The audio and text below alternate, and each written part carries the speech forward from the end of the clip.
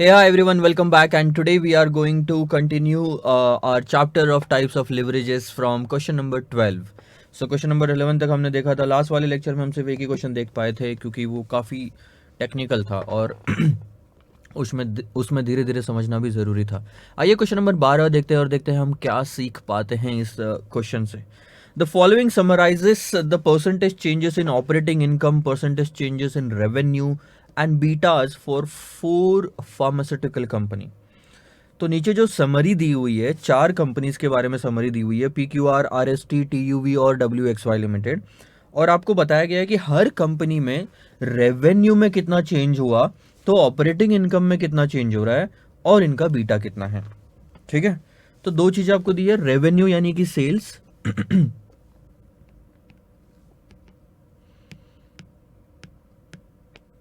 हम बोलेंगे sir revenue यानी कि सेल्स, और दूसरा है ऑपरेटिंग इनकम यानी कि EBIT. सो इन दोनों में कितना चेंज होता है और आखिरी में दिया बीटा. बीटा का मतलब क्या होता है सर? रिस्क. इसको बोलते हैं सिस्टमैटिक रिस्क. ठीक है, निकालना क्या है? Calculate the degree of operating leverage. Degree of operating leverage, percentage change in EBIT by percentage change in sales for each of the 4 firms. Comment also. Use the operating leverage to explain why these firms have different beta. आपको ये भी बताना है कि इन चारों firms का beta अलग अलग क्यों है.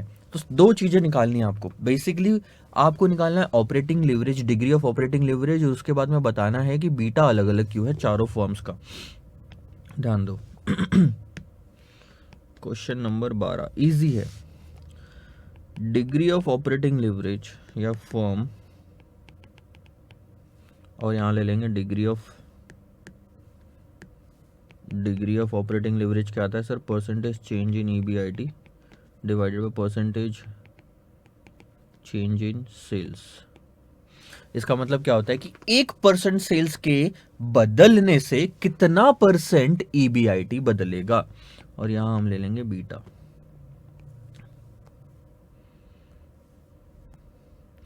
PQR, RST, TUV, WXY.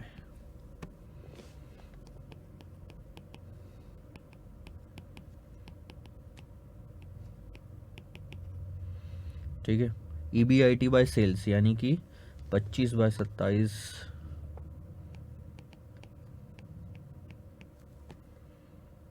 32/25, 36/23, 36/23 and 40/21.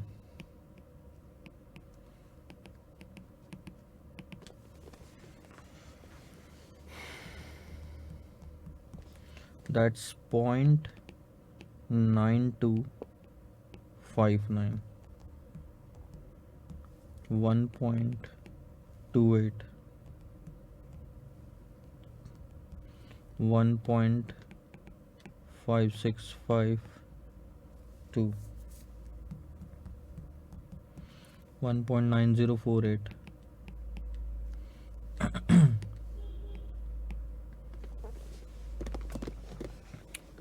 तो बस आपको ऑपरेटिंग लिवरेज निकालना था, degree of operating leverage.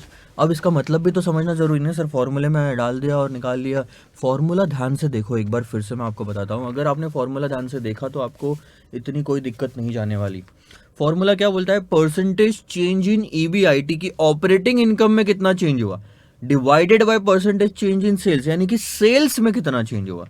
So division में जो है वो उनका बेसिस सेम रखा हमने, 1 यानी 1% change in sales will result into 1.28% change in EBIT. ये किसके केस में सर? सेकंड फर्म के केस में.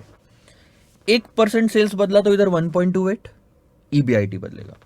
2% सेल्स बदला तो इधर 1.28 इंटू 2 EBIT बदलेगा. 3, 10, अच्छा 10% सेल्स बदला तो बताओ EBIT कितना बदलेगा? 10% सेल्स बढ़ा तो EBIT 12.8, 12.80% बढ़ेगा. ये है 1.28 डिग्री ऑफ ऑपरेटिंग लिवरेज का मतलब. डिग्री ऑफ ऑपरेटिंग लिवरेज बोलता है कि this much multiplied by the percentage change in sales will result into percentage change in EBIT. ठीक है, अब बीटा लिखते हैं 1.15 1.30।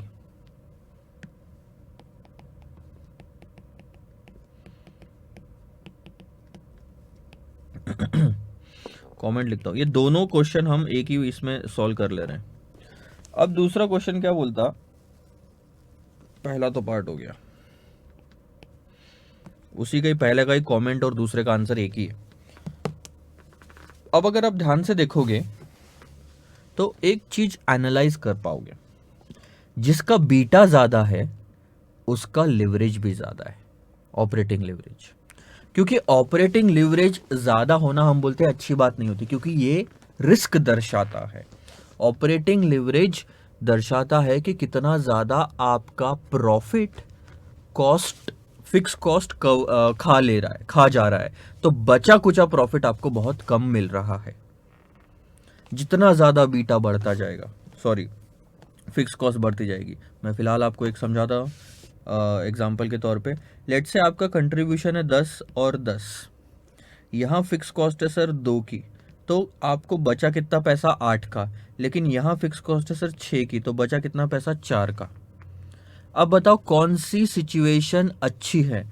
सर ये वाली सिचुएशन अच्छी है जो मैंने ए लिखा, लेकिन जो बी लिखा वो सिचुएशन अच्छी नहीं है, क्योंकि उसमें फिक्स कॉस्ट हमको ज़्यादा लग जा रही है, तो प्रॉफिट ज़्यादा बच नहीं रहा।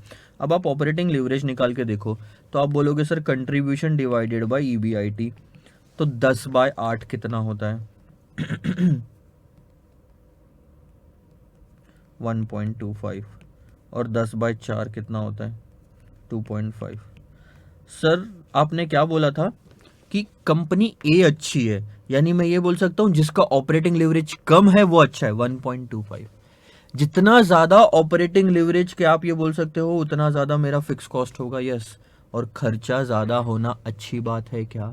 ना। ठीक है, तो सर यहां देखो बढ़ते जा रहा है जितना ज्यादा खर्चा बढ़ते जा रहा है, ऑपरेटिंग लिवरेज बढ़ता जा रहा है, दैट मीन्स फिक्स कॉस्ट बढ़ती जा रही है, दैट मीन्स हमको प्रॉफिट कम मिल रहा है।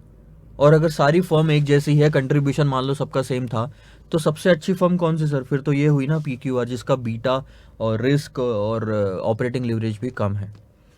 सो सबका अलग अलग फिक्स कॉस्ट है, तो सब में अलग अलग प्रॉफिट है, सब में अलग अलग रिस्क है, और बीटा यही तो दर्शाता है। क्यों अलग अलग है बीटा सबका? क्योंकि सब में अलग अलग रिस्क है, और बीटा का मतलब ही रिस्क होता है।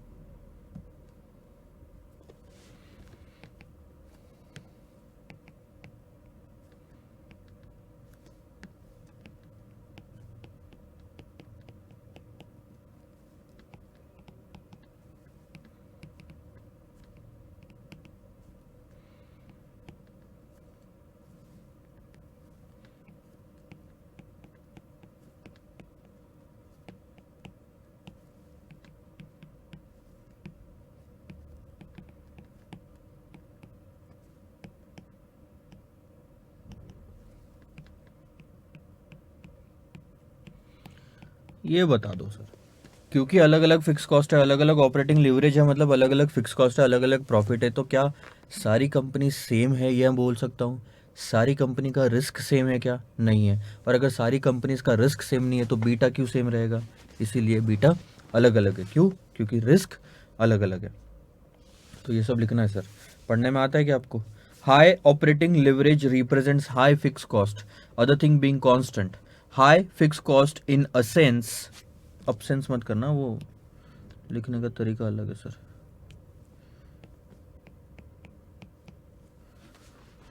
Represent low operating profit, which means high risk. Beta also represents risk. High risk means high beta. Hence all the firms have different beta. एकदम बच्चों जैसे लिखा के दिया हूँ। ठीक है, बढ़े आगे। क्वेश्चन नंबर 12 आपका यहाँ पे कंप्लीट होता है। क्वेश्चन नंबर 13 पे बढ़ते हैं। आप 2 मिनट अगर ये लिखना चाहो तो ये लिख लो, बाकी तो आई थिंक आप लिख सकते हो। मैं आपको 2 मिनट देता हूँ, सो carry on.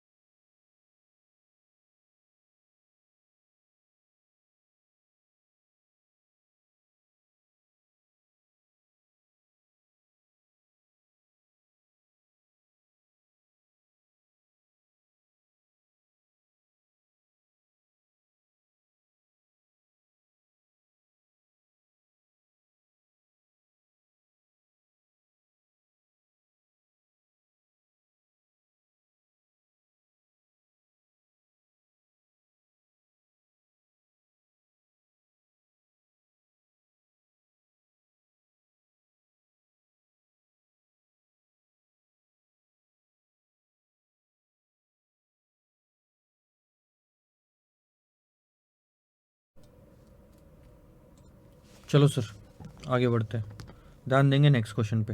Delta limited currently has an equity share capital of 10 lakh rupees. consisting of 1 lakh equity shares of rupees 10 each. The company is going through a major expansion plan. ध्यान देंगे, एक कंपनी है जिसके पास में 10 लाख रुपए के इक्विटी शेयर्स है. Okay, company को एक्सपांशन भी करना है और उसके लिए उसको 6 लाख रुपए की जरूरत है सर, पैसों की. 6 लाख रुपए. To finance the expansion the management has following plans. Plan 1, 2, 3 और 4. प्लान 1 में 60,000 इक्विटी शेयर है 10 के, तो कितना पैसा लगेगा? ये 6 लाख हो गया पूरा का पूरा इक्विटी के थ्रू. प्लान 2 में अगर आप देखोगे तो 4,40,000 इक्विटी शेयर 10 के, यानी कि 4 लाख इक्विटी, और बैलेंस थ्रू बोरोविंग्स 12% इंटरेस्ट से, तो आप बोल सकते हो कि 2 lakh borrowing. Plan 3 30,000 equity share है 10 के, यानी कि ये 3 lakh, and balance through debt, 3 equity 3 debenture. उसके बाद में यहां पे 3 इक्विटी और 3 preference. The EBIT of the company is expected to be 4 lakh rupees per annum. Assume corporate tax of 40%. Required क्या है सर? हर केस में आपको बताना है अर्निंग पर शेयर कितना, और ascertain करो degree of financial leverage in each plan. अब डिग्री ऑफ फाइनेंशियल लिवरेज यानी कि यहाँ पे चेंज नहीं दिया हुआ, तो आपका फॉर्मूला यही बनेगा, EBIT डिवाइडेड बाय EBT. कहानी बहुत सिंपल है. ये जो पहला वाला पार्ट है ना, कैलकुलेट द EPS, ये सेम टू सेम है जो आप कैपिटल स्ट्रक्चर वाले क्वेश्चन में कर चुके हो, लेकिन जो दूसरा पार्ट है वो आप लिवरेज वाले चैप्टर में करो. मैंने क्या बोला? कैपिटल स्ट्रक्चर वाले क्वेश्चन, गलत, कैपिटल स्ट्रक्चर वाले चैप्टर में कर चुके हो. लेकिन जो दूसरा पार्ट है यहाँ पे डिग्री ऑफ फाइनेंशियल लिवरेज, वो हम इस पार्ट में देख रहे हैं, इस चैप्टर में देख रहे हैं. तो सर हमने को ये भी आता है वो भी आता है, तो ये क्वेश्चन हमको होमवर्क क्यों नहीं दे देते? काफ़ी आसान है, इसमें तो कुछ मेरे को कॉम्प्लिकेसी दिखती भी नहीं है. एक जगह जाएगी सिर्फ प्लान 4 में फाइनेंशियल लिवरेज निकालते समय पे, क्योंकि यहाँ पे है प्रेफरेंस शेयर, और अपन ने लास्ट वाले लेक्चर में देखा प्रेफरेंस डिविडेंड को हम ऐड करते हैं, प्रेफरेंस डिविडेंड को बिफोर टैक्स कन्वर्ट करके ऐड करते हैं, क्योंकि फाइनेंशियल लिवरेज में फिक्स कॉस्ट कवरेज दिखाना पड़ता है, और फिक्स कॉस्ट में डिबेंचर की इंटरेस्ट और प्रेफरेंस शेयर्स का डिविडेंड भी आता है. तो इसी एक रीजन की वजह से मैं आपको ये क्वेश्चंस करके दूंगा. ध्यान देंगे. क्वेश्चन नंबर 12 या 13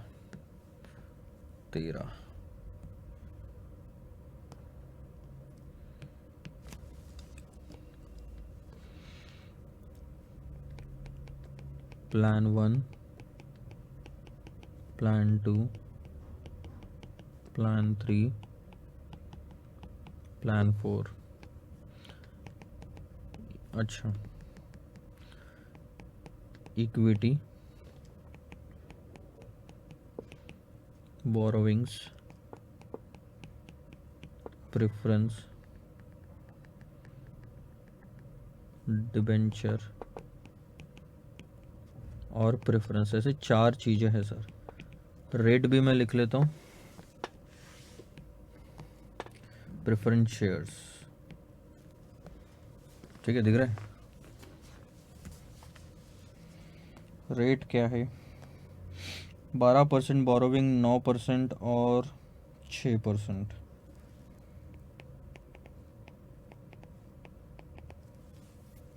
₹6 लाख की ज़रूरत है प्लान 1 में, पूरा आप उसी से लेके आ रहे हैं, बाकी 3 में कुछ भी नहीं है. दूसरे इसमें 3 लाख. अब आप देखोगे तो हर एक इसमें 3 लाख है इक्विटी शेयर, लेकिन बोरोविंग यहाँ पे 3 लाख है, यहाँ डिबेंचर 3 लाख है, और यहाँ प्रेफरेंस 3 लाख है. इस तरह से आप पैसा उठा रहे हो मार्केट से. चलो सर कोई बात नहीं, उठा लिया सो उठा लिया.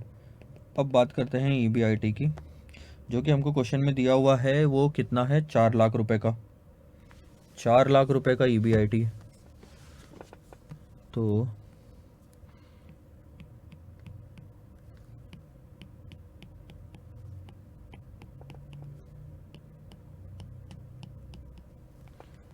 अब ध्यान दो, सबसे पहले आप इंटरेस्ट माइनस करोगे. या तो 12% पे आएगा या तो 9% पे आएगा, दो ही तरह के इंटरेस्ट आएंगे। इसके बाद आएगा ईबीटी, फिर आएगा सर टैक्स, फिर आएगा ईएटी, फिर आएगा सर प्रेफरेंस डिविडेंड 6% पे, फिर आएगा ईएटी फॉर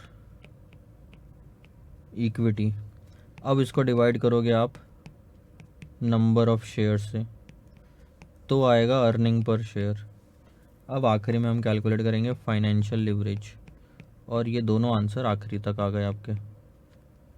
फाइनेंशियल लिवरेज आप निकालते हो sir EBIT divided by EBT करके। लंबी प्रोसीजर है तो फटाफट करते हैं, ध्यान देंगे। सबसे पहले इस केस में कोई आपको इंटरेस्ट नहीं चुकाना, क्योंकि ना डिबेंचर ना बोरोविंग ना प्रेफरेंस है। तो ये 4 लाख ऐसा का ऐसा आगे। टैक्स का रेट देख लेते हैं वापस से, 40%। सो 1,60,000, 2,40,000, 2,40,000, नंबर ऑफ शेयर 40,000, तो 6 आ गया आपका ईपीएस। 40,000 है ना, देखो सॉरी, ओ गड़बड़ हो गई, ठीक है थोड़ी सी गड़बड़ है, उसको ठीक करते हैं। नंबर ऑफ शेयर यहाँ तो है 60,000, तो ये 4 प्लस यहाँ पे जो हमको ये दिया हुआ है इक्विटी, और ये 4 लाख है और ये 2 लाख है, ठीक है डिबेंचर सॉरी बोरोविंग्स। तो अब 12% की बोरोविंग 2 लाख पे लगेगी, तो 12 इंटू 2 24,000, और ये कुछ भी नहीं है 3,76,000। टैक्स 40% लगेगा 150, 400, 225, 600, ये भी कुछ भी नहीं, तो 225, 600 डिवाइडेड बाय 40,000, तो ये आया 5.64।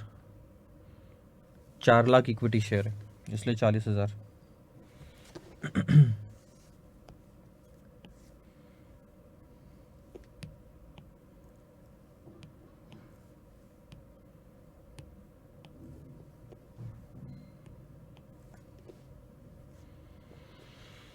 दूसरे केस में देखो 9% डिबेंचर 3 लाख पे 9 3 27, तो ये आ जाएगा आपका 3,73,000। टैक्स 149,200,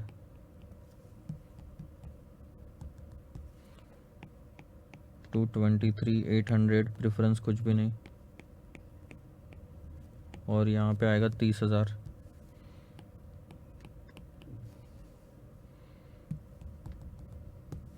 $7.46। अब दूसरा ध्यान देंगे, इंटरेस्ट कुछ भी नहीं आएगा इस केस में, क्योंकि सारा का सारा प्रेफरेंस है। 4 लाख पे आपका 1,60,000 बचा, 2,40,000। प्रेफरेंस शेयर 3 लाख पे 6% है, तो 18,000 वो हो गया 18,000, तो ये आएगा 2,22,000। सही है सर। 4 लाख लेस 40%, 240 लेस 18,000, 222, और यहाँ पे number of share 30,000, so that's 7.40, this is 46। Debenture वाला किस्सा अच्छा है क्योंकि उसमें इंटरेस्ट ज़्यादा जा रहा है, 9,27 बार दूनी 24। तो ये आ गया सर आपका ईपीएस, बहुत आसान था। ईपीएस निकालना इज़ नॉट दैट डिफिकल्ट, ठीक है। एक सेकंड ना,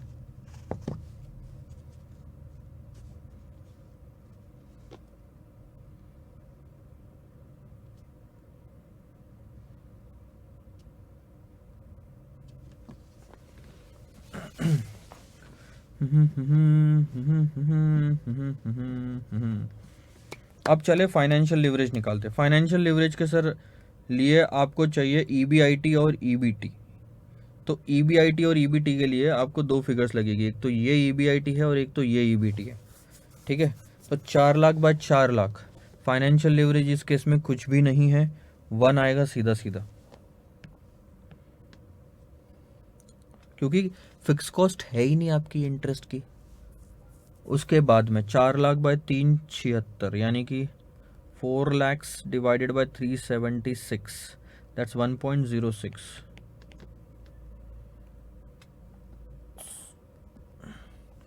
4 lakh divided by 373, that's 1.07।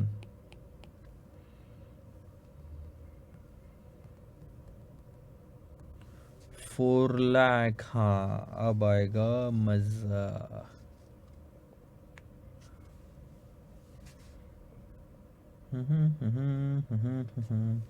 अब प्रेफरेंस वाले केस में देखो क्या दिक्कत होती है।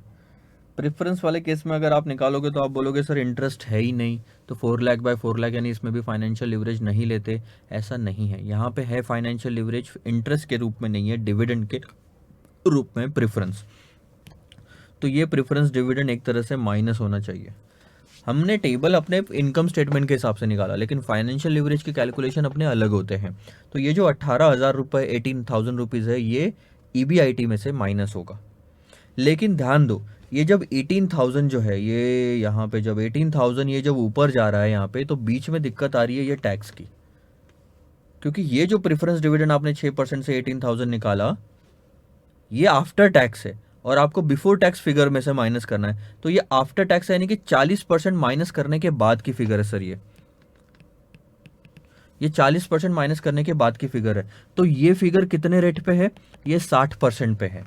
और 40 के पहले की सारी फिगर्स जो होती है ये 100% पे होती है, यानी आपको इसको भी 100% पे कन्वर्ट करना पड़ेगा।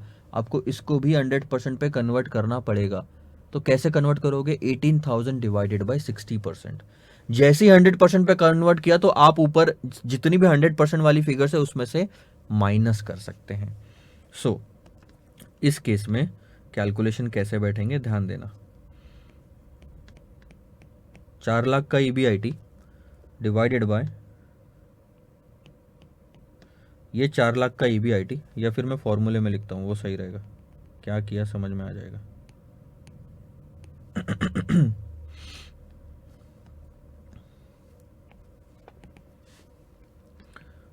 Financial leverage is equal to EBIT divided by EBT is equal to EBIT divided by EBIT minus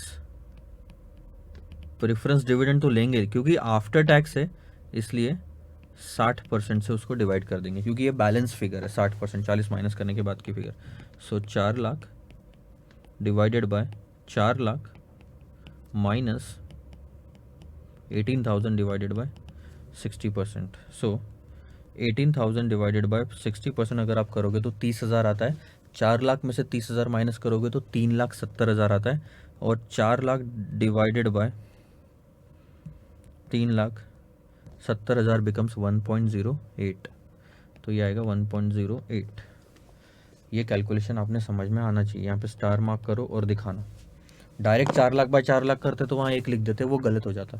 preference dividend और फाइनेंशियल लिवरेज में, प्रेफरेंस डिविडेंड का फाइनेंशियल लिवरेज और कंबाइंड लिवरेज में इफेक्ट आता है।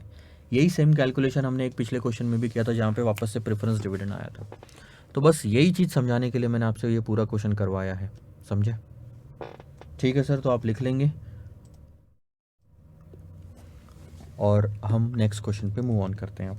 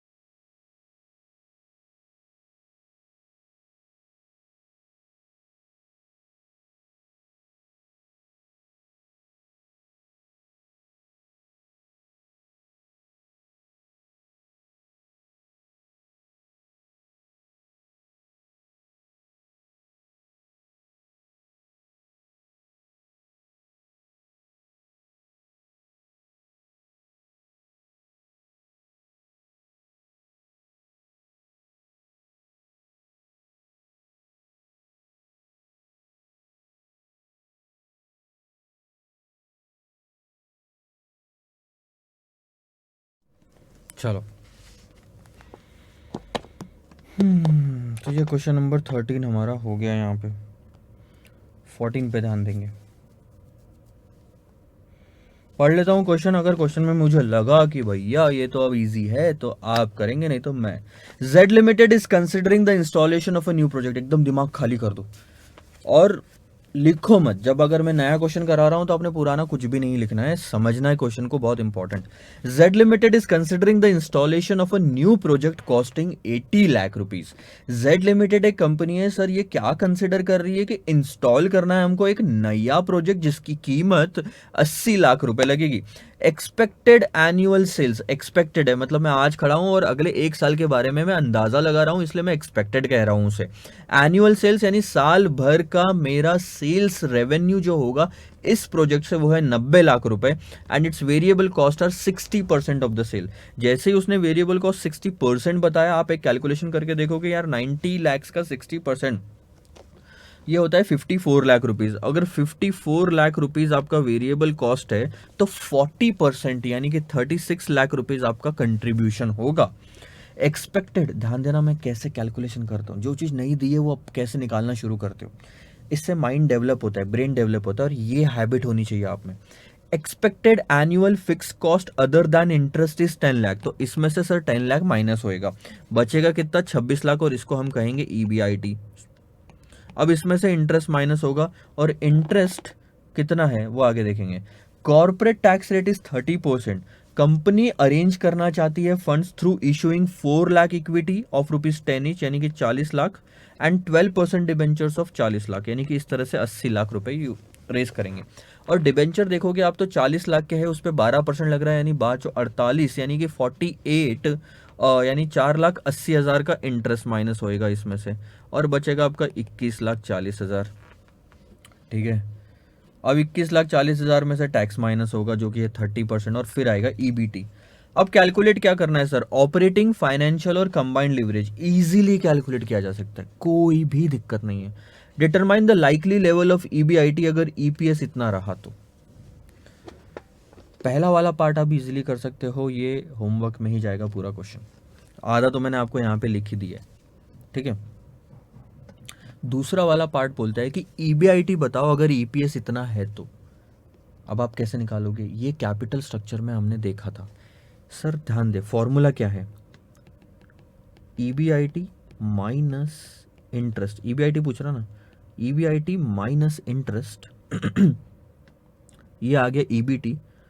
अब 1 माइनस टैक्स, प्रेफरेंस तो है ही नहीं, तो ये आ गया EBT। EBT में से टैक्स गया EAT divided by number of shares and should be equal to EPS रख दो 4, 2 और 0। ये 4, 2, 0 इक्वल टू रख के ये फॉर्मूले में फिगर्स डालो। इंटरेस्ट की फिगर है 4.80 लाख, टैक्स दिया है, नंबर ऑफ शेयर्स दिए, EBIT आपका आराम से निकल जाएगा। सेम फॉर्मूला डाल के 3 बार यूज़ करना है। ठीक है, इसको हम ऐसा कहेंगे सर कि ये EPS का फॉर्मूला है। टेबल फॉर्मेट में निकालते थे फॉर्मूले, इक्वेशन फॉर्मेट में निकालो। So this is going to be your homework, easy है, नॉट दैट डिफिकल्ट। आगे आएंगे सर इसमें, ये थोड़ा सा मज़ा आएगा इसमें। क्वेश्चन नंबर 15 देखो, from the following financial data of company A and company B prepare their income statement.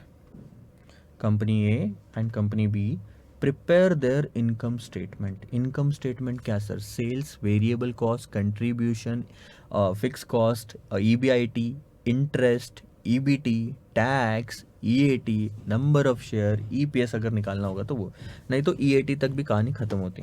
2 company दी है, company A, company B। Company A का variable cost, fix cost, interest expense, financial leverage, क्या क्या ना जाने क्या क्या दिया, ऑपरेटिंग लिवरेज, इनकम टैक्स और सेल्स सब दिया हुआ है। ध्यान दो, बहुत इजी है, बहुत इजी है, बहुत इजी है। आपने अगर ये क्वेश्चन कर लिया इसका मतलब आपको लिवरेजेस आता है, गारंटी। ये क्वेश्चन लिख लो, मेरे सॉल्व करने के पहले आप अगर उसको अच्छे से सॉल्व कर लेते यानी आपका दिमाग सही चल रहा है, कॉन्सेप्ट आपको समझ में आ गया है, कब कहाँ क्या यूज़ करना है ये भी आपको पता है। क्योंकि ये जो क्वेश्चन है ये इनडायरेक्ट क्वेश्चन है, लिवरेजेस निकाल के दे दिया, इनकम स्टेटमेंट बनाओ। जितने भी इनडायरेक्ट क्वेश्चन है ये अच्छी तरीके के, ये इंपॉर्टेंट क्वेश्चन होते हैं ये चेक करने के लिए कि हमको आता है कि नहीं आता। आपको इनकम स्टेटमेंट आज तक दिया गया था हर क्वेश्चन में और लिवरेजेस निकालने बोला गया था, अब उल्टा दिया हुआ है, तो अब दिमाग चलाना पड़ता है। कंपनी ए, कंपनी बी, सबसे पहले क्या आएगा sir? Sales, variable cost, contribution, fix cost, EBIT,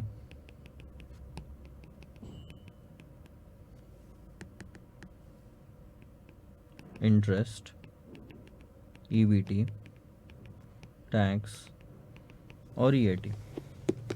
जो जो इन्फॉर्मेशन दी है वो पहले लिख लेते हैं हम और अपनी अपनी जगह डाल देते हैं हम। तो देखो, वेरिएबल कॉस्ट कंपनी ए का, फिक्स कॉस्ट और इंटरेस्ट दिया हुआ है 56, 20 और 12। अरे यार, ये बीच बीच में बंद हो जाता है ना। 2 मिनट होल्ड करो।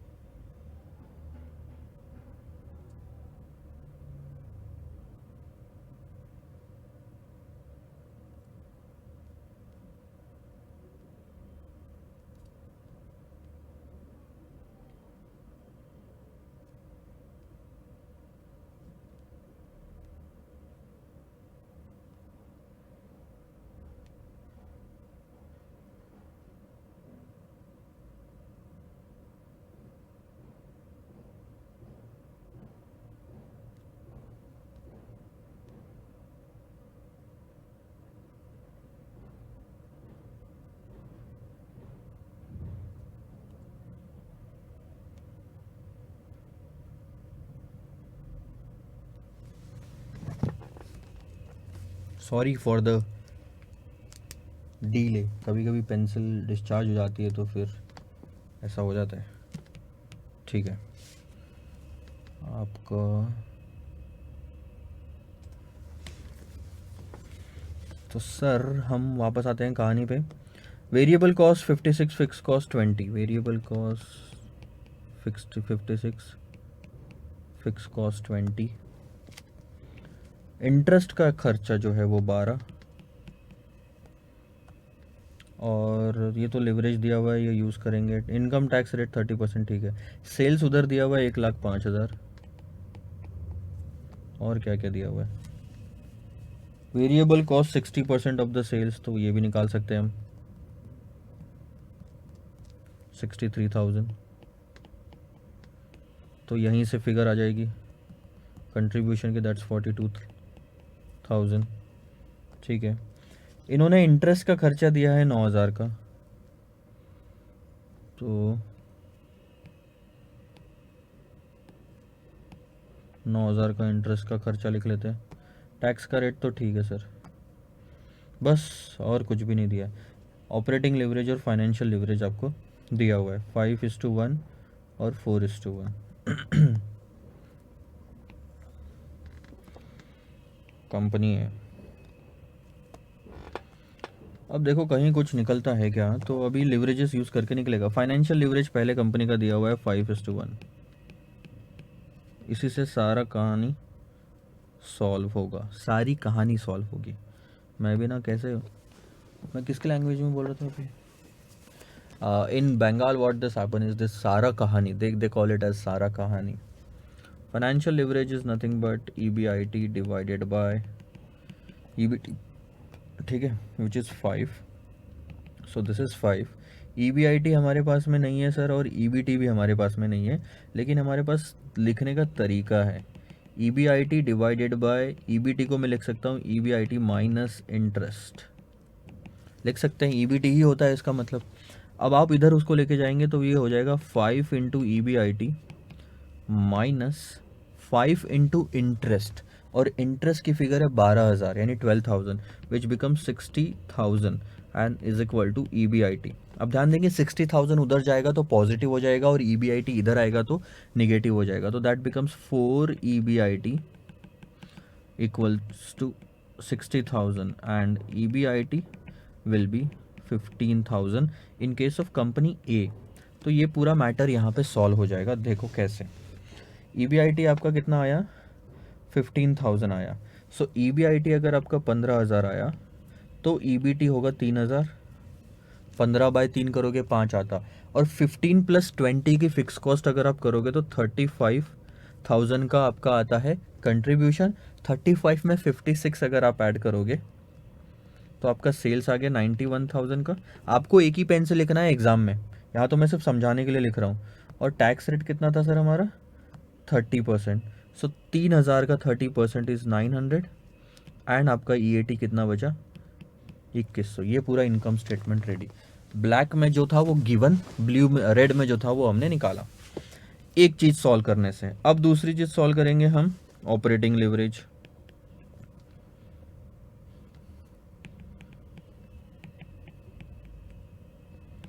अब ऑपरेटिंग लिवरेज हमारा होता है contribution divided by EBIT,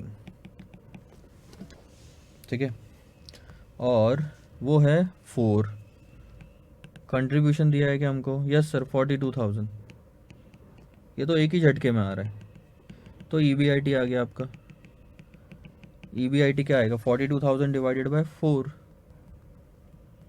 that's 10,500. तो आप यहाँ पे लिखेंगे सर 10,500, और इन दोनों के बीच का जो गैप है वो होगा फिक्स कॉस्ट 31,500, और 10,500 में से 9,000 अगर आप निकाल लोगे तो दैट विल बी 1,500, सही. और उस पर 30% लगाओगे तो 450, और फिर क्या बचा 1050. बन गया आपका income statement.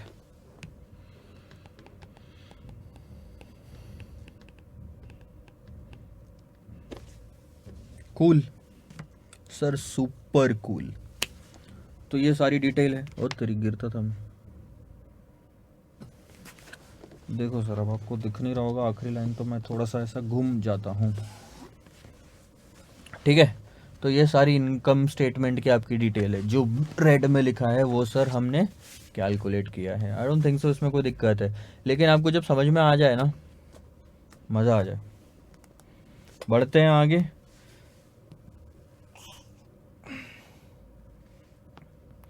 Question number 16. The capital structure of JCPL limited is as follows. Equity share capital of rupees, मैं फिर से रिपीट कर रहा हूं कि आपने क्वेश्चन सॉल्व करने हैं मेरे करवाने के पहले.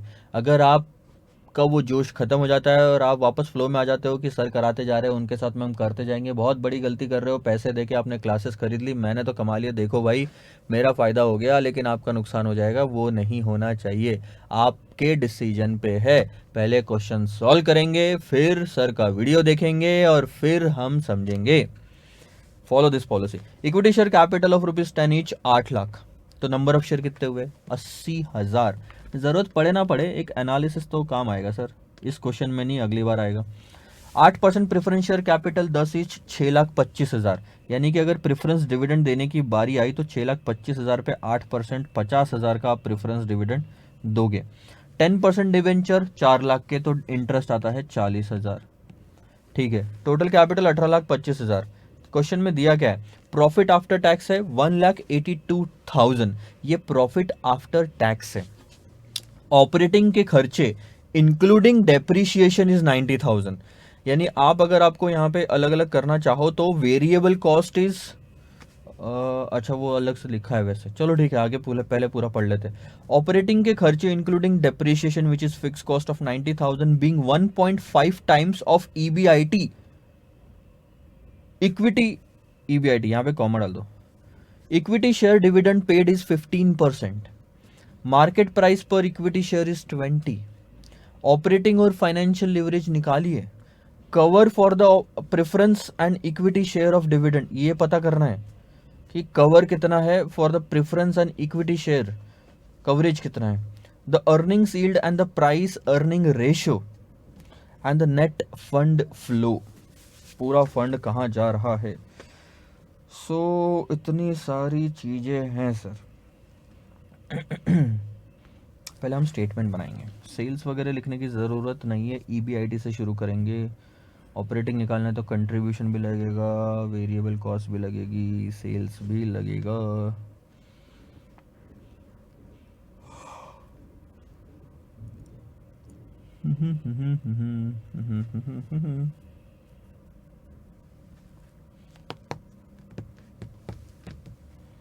तो देखो sir,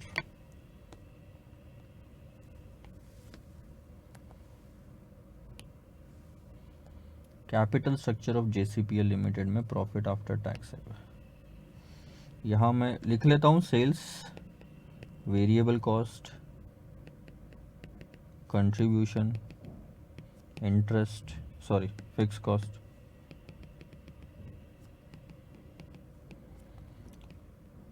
EBIT, interest, EBT, tax, EAT, preference dividend आएगा, EAT for equity, number of shares divided by, ये करोगे तो ईपीएस। मार्केट प्राइस दी हुई है, market price divided by EPS करोगे तो क्या आएगा सर, पी रेशो। ये आपको पता होना चाहिए। अब अगर आपको नहीं पता कि सर पी रेशो कैसा आएगा तो फिर आपको दिक्कत जाएगी ना। एक ही स्टेटमेंट में सारा काम होता है हमारा।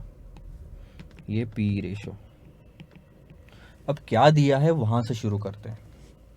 हमको सर दिया है 1,82,000 का प्रॉफिट आफ्टर टैक्स। जो जो दिया है वो सब पहले लिख लो। प्रॉफिट आफ्टर टैक्स 1,82,000 का, ठीक है। अब हम डिविडेंड और इंटरेस्ट और ये सब चीज़ें निकाल के रख लेते हैं।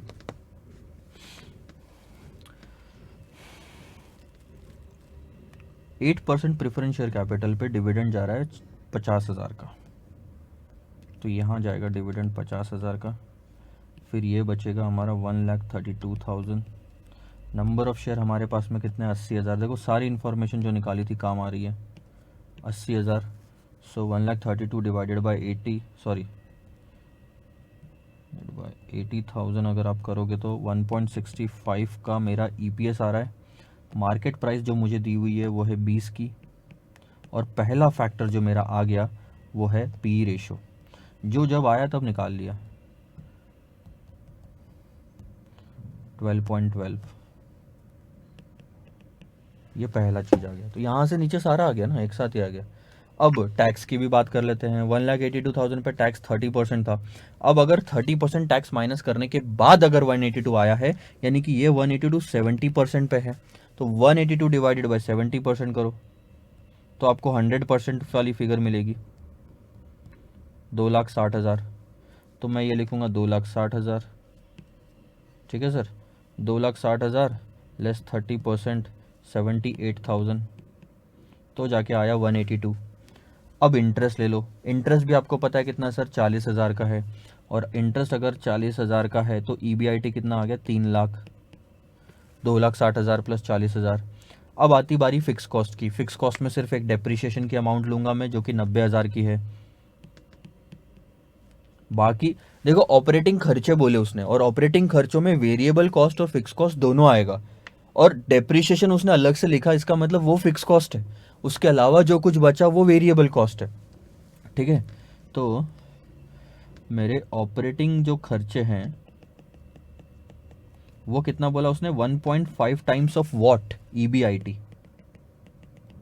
और 1.5 टाइम्स ऑफ EBIT यानी कि 3 लाख, यानी कि ये हो गया सर 4.5 लाख।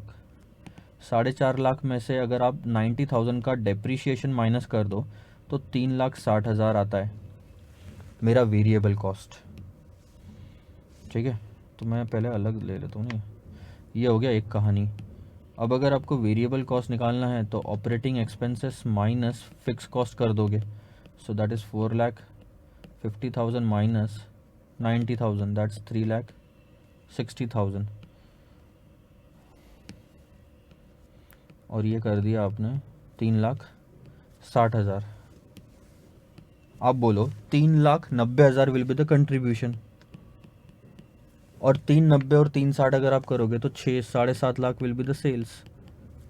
ख़त्म, ये आपका पूरा कहानी ऐसा रेडी हो गया कैलकुलेशन में। स्टेप्स बता देता हूँ मैंने क्या क्या किया। सबसे पहले मैंने लिया था सर ये 1 2 3 4 5 6 और मैंने 7 नंबर पे ये निकाल लिया।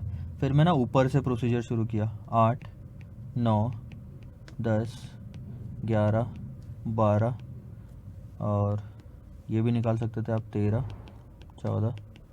ये मेरी स्टेप्स है जो मैंने आपको लिख के दिया। पहले यहाँ बीच में से जो अर्निंग आफ्टर टैक्स था ना आपका, कहाँ, यहाँ ये रहा। यहाँ से पहले नीचे गया, फिर बाद में ऊपर आया। आप ऊपर भी जा सकते थे फिर नीचे भी आ सकते, that's all okay, but steps देखो पूरी फॉलो हो रही है, एक के बाद एक के बाद एक के बाद एक के बाद एक। ठीक है, कोई बात नहीं।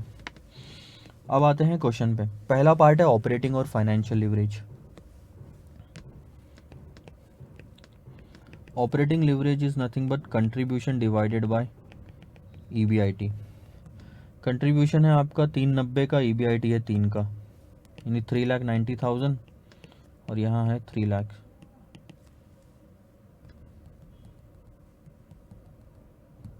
दैट्स 1.3।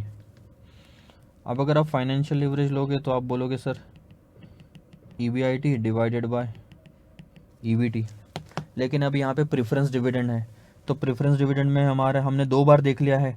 कैसे लिखते हैं, EBIT माइनस इंटरेस्ट लेंगे minus preference dividend divided by, यहाँ पे कितना 60%, टैक्स कितना है 30%, तो ये 70% आएगा। सो EBIT कितना 3 लाख का, 3 लाख माइनस हुआ interest 40,000, preference dividend 50,000।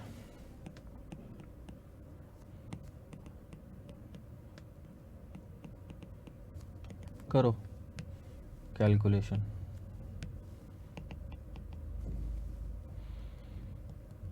$50,000 divided by 0.70, समझ में आएगा 50,000 डिवाइड बाय 0.70 क्यों किया, ये पिछले क्वेश्चन में कर चुके हैं हम। 71, अरे यार ये कैलकुलेशन बिगड़ जाता है। 71,429,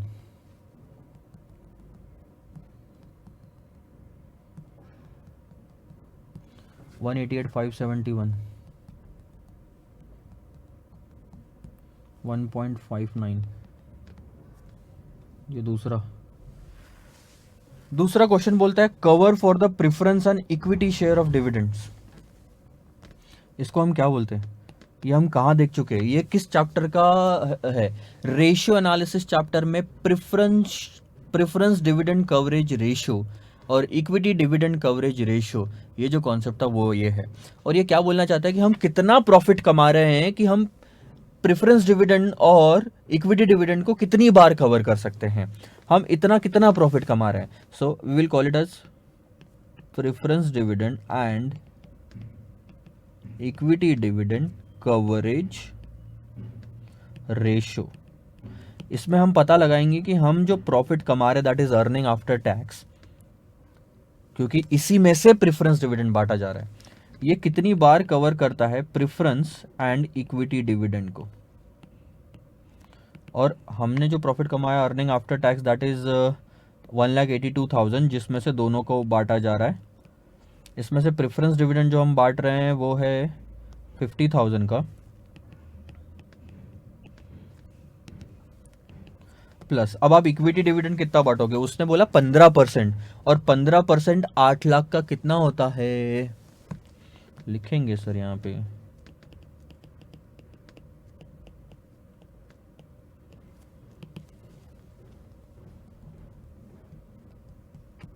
1,20,000 प्लस 50,000 यानी 1,70,000, 1,82 डिवाइडेड बाय 1,70,000, यानी कि 1.07 टाइम्स ही मैं कवर कर पाता हूँ मेरे डिविडेंड को, भले ही वो प्रेफरेंस हो या इक्विटी हो।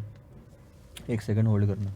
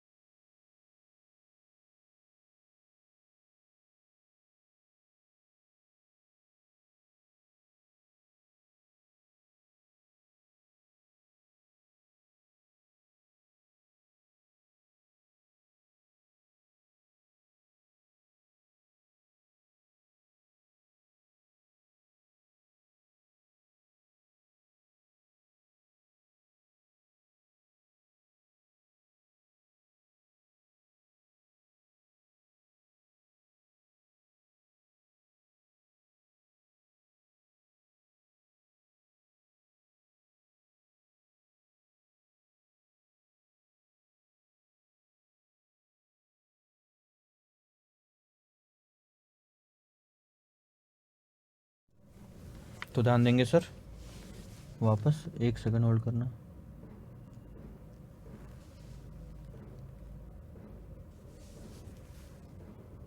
हाँ, तो ये एक तरीका हो गया, लेकिन अगर क्वेश्चन सेपरेटली पूछना चाहे कि प्रेफरेंस डिविडेंड कितनी बार कवर कर रहा हूँ ये प्रॉफिट बताओ, और इक्विटी डिविडेंड कितनी बार कवर कर रहा हूँ, तो आप एक ऑल्टरनेटिव एग्जाम में ज़रूर लिख के आना, क्योंकि क्वेश्चन स्पेसिफिकली हमको नहीं पूछ रहा था।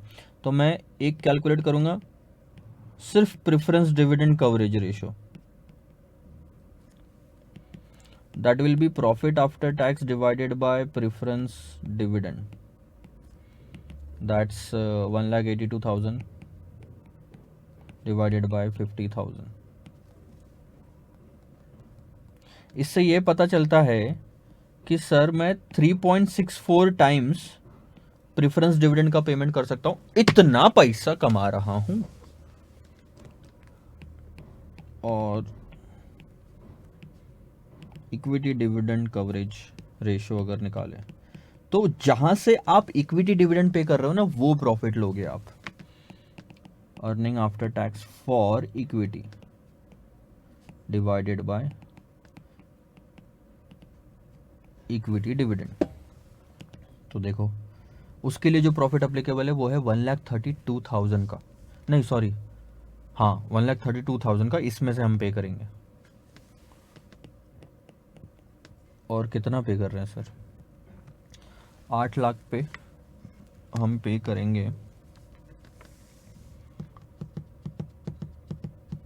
15%, 1,20 आ रहा था ना, 1,20,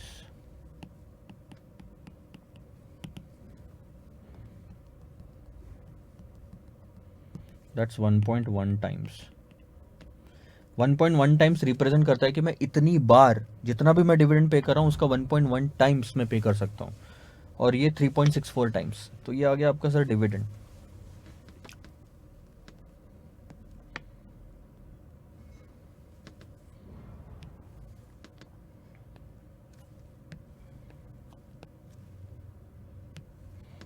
वन टू।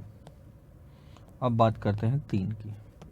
तीसरा आपको क्या पूछा जा रहा है सर कि अर्निंग्स यील्ड कितनी है, अर्निंग्स यील्ड कैसे निकालते हैं आप, बहुत इजी। अर्निंग्स यानी रिटर्न कितना मिल रहा है इन्वेस्टर को, तो दैट इज नथिंग बट वो इन्वेस्टर क्या प्राइस पे इन्वेस्ट करेगा, मार्केट प्राइस पे, और क्या कमाएगा, अर्निंग पर शेयर। एक शेयर खरीदने के लिए उसको 20 रुपए देने पड़ते हैं और एक शेयर पे वो कितना कमा रहा है, 1.65 कमा रहा है, तो इससे हमारी अर्निंग्स यील्ड आ जाएगी कि मैंने 1.65 कमाया 20 रुपए पे, यानी कि मेरी यील्ड यानी परसेंटेज में मैंने कितना कमाया, 8.25%। पी रेशो ले लो, पी रेशो तो हमने निकाला ही, that's market price divided by EPS, यानी इनका उल्टा। तो that will be 20 divided by 1.65 and it comes to 12.12 और 1 डिवाइडेड बाय अर्निंग्स यील्ड,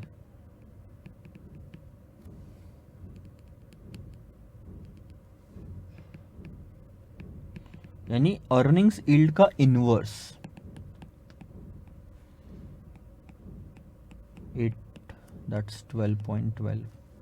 और ये जो 12.12 होता है ये हमेशा टाइम्स में होता है कि मेरे इतने टाइम मार्केट प्राइस है, जितना भी मैं पैसा कमा रहा हूं ना, एक शेयर पे जितनी भी ईपीएस हो रही है उसके 12.12 टाइम्स मार्केट में प्राइस चल रही है। ठीक है, लास्ट नेट फंड फ्लो, और कुछ नहीं सर, इसमें कैश का आना जाना बताना है आपने। और अगर आप ध्यान दोगे तो net fund flow will be company में, हमारी कंपनी को प्रॉफिट कितना हुआ, प्रॉफिट आफ्टर टैक्स का 1,82,000 का, लेकिन हम जो बता रहे हैं अब हम सर कैश की बात कर रहे हैं, कैश की बात कर रहे हैं, तो इसमें सिर्फ कैश वाली ही चीजें आनी चाहिए। लेकिन एक चीज है जो कि नॉन कैश आइटम है, वो है मेरा डेप्रिसिएशन फिक्स कॉस्ट, जो 90,000 रुपए का लिखा है। आपको अगर ध्यान अगर आप देंगे तो यहाँ पे क्या लिखा है, डेप्रिसिएशन मैंने कितने का माइनस किया हुआ है इसमें से, 90,000 का, और ये मेरा कैश आउटफ्लो नहीं है। अगर आपने फाउंडेशन लेवल पे कैश फ्लो फंड फ्लो पढ़ा है या अकाउंट्स में भी कुछ पढ़ा है तो आपको ये चीज पता है कि depreciation is a non cash item, expense है इसलिए माइनस किया हुआ है, लेकिन it's a non cash item. ठीक है, तो ओ तेरी, नॉन कैश आइटम है, माइनस किया था ना पहले हमने प्रॉफिट में से, अब वापस ऐड करेंगे तो ये डेप्रिसिएशन ऐड होगा। लेकिन net fund flow to the company बताना है, लेकिन प्रॉफिट आफ्टर टैक्स में से हमने दो चीजें हमने पे भी किया है, यानी कि एक हो गया प्रेफरेंस डिविडेंड और दूसरा हो गया सर इक्विटी डिविडेंड, तो ये भी हमको माइनस करके दिखाना है क्योंकि हमने पे किया है। तो 182 में से 90,000 तो आपका ये आ गया, प्रेफरेंस डिविडेंड 50 का आ जाएगा और 1,20,000 का आपका आ जाएगा इक्विटी डिविडेंड। तो आपके कंपनी में पैसा कितना बचा सबके लिए, कंपनी के लिए पैसा जो बचा 182 प्लस 90,000 माइनस, अरे 182 plus 90,000 minus 50,000 minus 1,20,000, that goes to 1,02,000। अब आपका एक क्वेश्चन रेज होगा, सर आपने सिर्फ प्रेफरेंस डिविडेंड और इक्विटी डिविडेंड का आउटफ्लो क्यों लिया, आपने वेरिएबल कॉस्ट का क्यों नहीं लिया, आपने टैक्स का क्यों नहीं लिया? भैया आपने वेरिएबल कॉस्ट और टैक्स का भी लिया है, वो प्रॉफिट आफ्टर टैक्स में आ चुका है, प्रॉफिट आफ्टर टैक्स की फिगर से आगे बढ़े हो, यानी इसके पहले वाले सारे खर्चे माइनस हो चुके, आउटफ्लो माइनस हो चुका है। तो जितनी भी चीजें आप बोल रहे हो ना, मैंने कहां से शुरू किया, मैंने सर यहां से शुरू किया, तो इसके नीचे जो माइनस करना है करूंगा, उसके ऊपर जो करना था वो ऑलरेडी किया हुआ है, इसीलिए तो 182 आया। सिर्फ इसके ऊपर एक चीज जो नहीं माइनस करनी थी वो थी डेप्रिसिएशन, इसलिए वापस ऐड कर दिया। तो ये आपका नेट फंड फ्लो आ गया, कंपनी में कितना पैसा का फ्लो हुआ, इतने पैसे का फ्लो हुआ। तो सर आपके फाइनल फिगर्स को मैं अंडरलाइन कर देता हूं ताकि आपको आसानी जाएगी।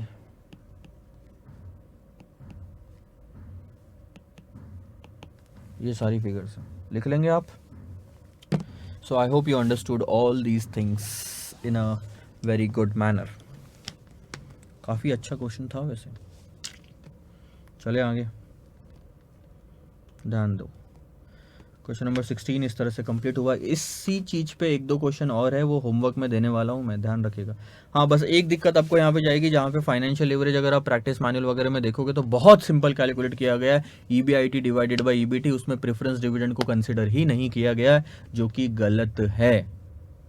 तो इन क्वेश्चन में नोट ज़रूर लिख के आएंगे आप, मैं आपको बता दूँ, क्योंकि मैंने आपको जस्ट अभी मैंने चेक किया यहाँ पे, तो मुझे पता चला था। ठीक है, ध्यान दो। ये फाइनेंशियल लिवरेज देखो, इन्होंने क्या लिया, EBIT divided by EBT, 4,84,000 divided by 4 lakh. अगर इन्होंने स्टेटमेंट बनाया होगा तो यहाँ पे देखो, EBIT डिवाइडेड बाई EBT, ये रहा, ये EBIT है और ये EBT है, कितना अमाउंट है देखो, 4,84,000/4। यहाँ पे प्रेफरेंस लिया क्या, अच्छा इसमें प्रेफरेंस नहीं होगा तो फिर मेरी गलती है, मैंने गलत बोला, नहीं लेकिन प्रेफरेंस तो है सर 50,000 का, वो कंसिडर करना चाहिए था। कहीं लिखा होगा नोट में तो भी अच्छी बात है, लेकिन नोट में भी नहीं लिखा, तो ये थोड़ी सी गलती मुझे नज़र आई है इंस्टीट्यूट के मटेरियल में, तो ये हमको ठीक करना है। ठीक है, क्वेश्चन नंबर अब होमवर्क के लिए लेंगे। अब क्या क्या होमवर्क के लिए मैं देता हूँ आपको। क्वेश्चन नंबर 17, 18, अब बहुत ईजी है यार, अब आप ये कर लोगे मुझे पता है। 17, 18 होमवर्क है, 19, 20 भी होमवर्क है, आपका 21 भी होमवर्क है, 22, 23 भी होमवर्क है। एक साथ 10-15 क्वेश्चन, 10-12 क्वेश्चन मैंने कराया, अब एक साथ आप होमवर्क के लिए लेते जाओगे। 22, 23 भी होमवर्क है और 24 तक सारे होमवर्क है। 25 से मैं अगले क्वेश्चन अगले लेक्चर में करवाऊंगा आपको, तो देखते हैं, मैंने मतलब 25 भी देखा नहीं है ठीक से, अगर मेरे को लगता है तो मैं अगले लेक्चर शुरू करते ही इसको होमवर्क दूंगा, और जो अपन को कराना है वो मैं कराऊंगा। फिलहाल के लिए मैं मान के चलता हूँ क्वेश्चन नंबर 24 तक सब कुछ हो चुका है। होमवर्क्स के लिए आपको स्लाइड्स बहुत ही जल्द मिलेगी, थोड़ा सा पेशेंस रखिए, मैं फरवरी 2019 ऑनवर्ड्स आपको ये स्लाइड्स ज़रूर दिलवा दूंगा। मतलब फेब तो आ ही गया, खैर आज का आखिरी दिन है। आज जब मैं ये वीडियो रिकॉर्ड कर रहा हूँ that is 31 January 2019, so you are getting the latest lectures. Stay updated and stay excited. We are going to meet in the next lecture with question number 25 of the types of leverages. Bye bye.